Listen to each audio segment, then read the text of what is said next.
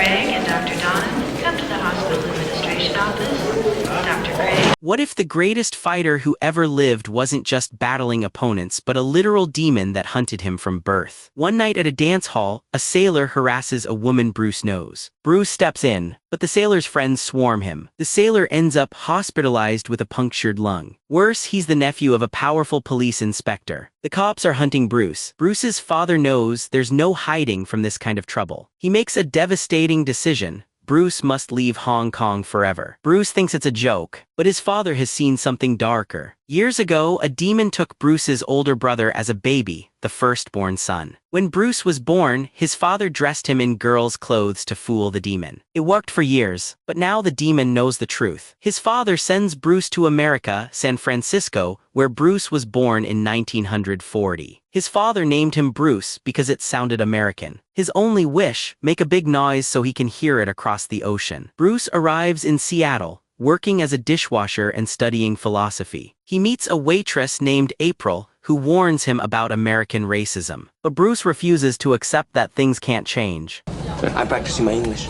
Going to America. Jane, French fries. Sky's the limit, that's what they say. One night at the restaurant, a customer attacks Bruce's coworker. Bruce fights back, but the chaos gets him fired with severance pay and blunt advice. Make something of yourself. Bruce stays calm, but when Henderson pushes too far, Bruce decides to make a point. Henderson never stood a chance. Bruce dismantles him without breaking a sweat. Two students, Benny and Tad, are stunned and ask Bruce to teach them. This is his first step toward sharing kung fu with everyone. He teaches his philosophy, be like water, soft yet able to penetrate rock. A young woman named Linda walks in and asks if women can take classes too. Bruce teaches whoever wants to learn. She calls their first sparring session a date. Bruce corrects her it's an appointment, but the spark is already there. During training, Bruce shows Linda that focus matters more than size or strength. But when she lands a hit, Bruce sees something special in her and in himself. He asks her on a real date. She asks why. He already fell for her. That matters. It's focus. You all have achieved, and it's nothing you cannot bend to your will. Like you just saw.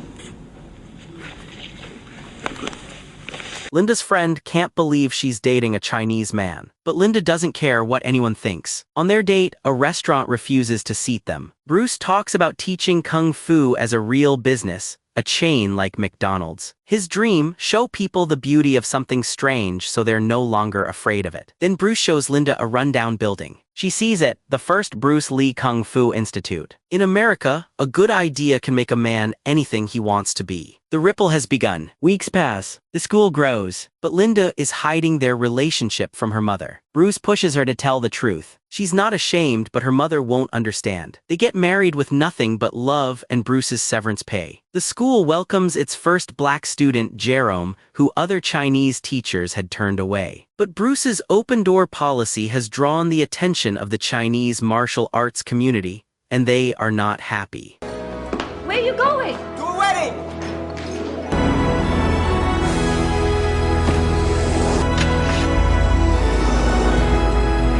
Elders confront Bruce for teaching outsiders, calling it a violation of the martial arts code. They order him to stop. Bruce refuses. They give him an ultimatum: stop teaching outsiders or settle it by combat. Bruce hides the challenge from Linda, who senses something is wrong. The opponent is Johnny's son, a fighter with a deadly reputation. Bookies lay 20-1 against Bruce. But Bruce fights. The match is brutal. He wins but barely. The fight leaves Bruce with a broken back. The doctor delivers devastating news. Bruce may never walk again. His career, his school, his dream, all hang by a thread. The demon has found him at his lowest moment. Bruce is furious. He pushes Linda away, telling her to go back to her mother. He doesn't want her to see him this broken. But Linda refuses to leave. She brings him a notebook and a challenge: stop whining and start fighting with his mind. She tells him everything that's wrong with his fighting: too much tradition, too many fixed positions. So fix it. Bruce can't move or write. Monetizing your movie content has never been easier. Upload your video, get a full recap and 10 shorts. Viralcade, link in the comments. Linda tells him to talk, she'll write for him. Then she drops one more bombshell: she's pregnant.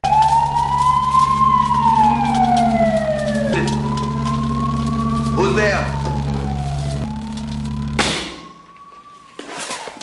This changes everything. Bruce begins dictating his philosophy, what will become Jeet Kune Do. Forget the outcome. Don't anticipate victory or defeat. The knowledge you've achieved is meant to be forgotten, so you can flow freely. Linda writes every word as Bruce rebuilds his fighting system from a hospital bed. Bruce's book is published, but he's not satisfied with just teaching, he wants the world to see. At a martial arts gathering, skeptics challenge his new style. Bruce makes a bold claim: he can beat any man in the room in 60 seconds. His old rival Johnny Sun steps up. Linda begs Bruce not to fight. The doctor warned him, but this is about more than his body. Bruce steps onto the mat. 60 seconds. That's all he needs. What happens next silences every doubter in the room. 60 seconds. Every opponent down. The room erupts chanting his name. A TV producer named Bill Krieger offers Bruce a role in a new series called The Green Hornet. Bruce films the show, doing his own stunts with speed that amazes the crew. But the network thinks he's too oriental. They make him keep the mask on to hide his face. Still, Bruce pushes forward. He and Bill pitch a new show.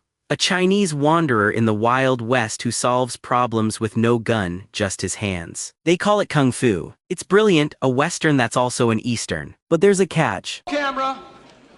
And mark it. Action.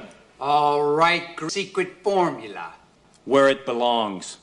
Bill and Bruce celebrate with their wives. Linda reveals she's pregnant again. But moments later, Bill drops a bomb. The network passed on Kung Fu 2. They gave the lead to a white actor, David Carradine, instead of Bruce. Bruce fights to keep hope alive. Bill keeps promising things look good, but nothing comes. Then the worst news arrives from Hong Kong. Bruce's father has died. His master tells him the demon will come when Bruce is at his absolute peak. When the monsoon blows, be prepared. In Hong Kong, a producer named Philip Tan tracks Bruce down, wanting to make a movie with him. Bruce is hesitant, but Tan is persistent and the offer is real. One more day. That's all Tan asks. Bruce agrees and it changes his life. Bruce starts making films in Hong Kong. They are a sensation. His martial arts on screen are unlike anything audiences have seen. But Johnny Sun's brother challenges Bruce, seeking revenge for his family's dishonor. Bruce fights him and wins again, but the violence follows him everywhere. Action!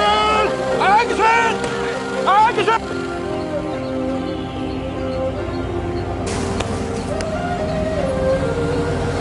Bruce returns home between films. The kids are growing, but the distance is wearing on Linda. Bruce's films explode across Hong Kong. He's a star in Asia, but America still hasn't seen him, and that's the one thing he needs. Then Bill Krieger shows up with a new offer, a Hollywood feature film called Enter the Dragon. It's Bruce's ticket back to America, but Linda is at her breaking point. She tells him she's taking the kids home with or without him. Bruce erupts. He's given everything to America and gotten nothing back. They don't want him, they want a white face. His rage boils over in front of his children. He screams about the slurs and the rejection that haunt him. Linda tells him she doesn't know who he is anymore. Neither does he. Bruce tells Linda he just wants to stop breaking her heart. He wants to play with his children without watching the clock. He needs to get back to America or he'll lose them. And if he loses them, nothing means anything. Then the demon comes. It strikes without warning, a supernatural force that tears through Bruce's world. Bruce fights it with everything he has, but this is no ordinary opponent. The demon is faster, stronger, relentless. It hurls Bruce across the room. His body breaks. His spirit wavers. In the chaos, Brandon screams for his father. The demon turns toward the boy. Bruce finds strength he didn't know he had. He rises. He fights. He protects his son. And for the first time in his life, Bruce faces the demon head-on, not with his fists but with everything he's learned. Be like water. Flow. Adapt. The demon lunges. Bruce moves. The fight ends. Bruce stands. The demon is gone.